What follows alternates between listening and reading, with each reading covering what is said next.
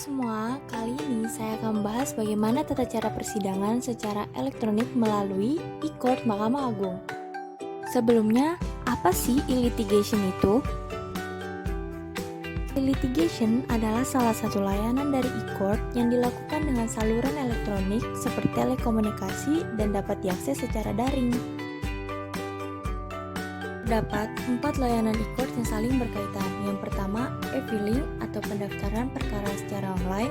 Kedua, e-payment atau pembayaran panjar biaya perkara online. Yang ketiga, e-summons atau pemanggilan secara elektronik. Yang terakhir, e-litigation atau persidangan secara elektronik.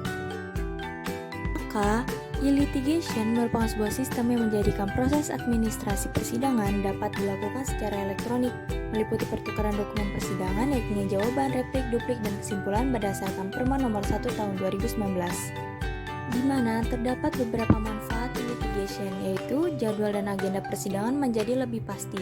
Yang kedua, dokumen jawaban, replik, duplik, dan kesimpulan dikirim secara elektronik sehingga para pihak tidak perlu pergi ke pengadilan secara langsung.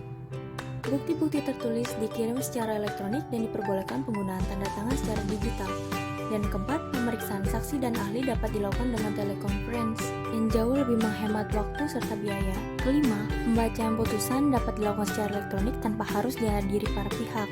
Yang keenam, salinan putusan dikirim secara elektronik dan memiliki kekuatan hukum yang sama dengan salinan fisik. Lalu, bagaimanakah tata cara e-litigation atau persidangan secara elektronik? Pada sidang pertama, penggugat menyerahkan asli surat kuasa, surat gugatan, dan persetujuan prinsipal. Selanjutnya, hakim akan menawarkan tergugat untuk beracara secara elektronik setelah mediasi tidak berhasil. Setelah itu, hakim akan menetapkan jadwal persidangan atau court calendar melalui sistem informasi persidangan.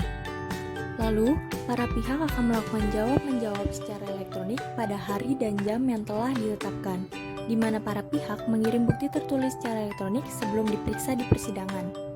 Setelah melakukan jawab-menjawab, hakim akan memeriksa saksi dan ahli secara elektronik. Lalu, para pihak menyampaikan kesimpulan secara elektronik dan hakim membaca putusan secara elektronik.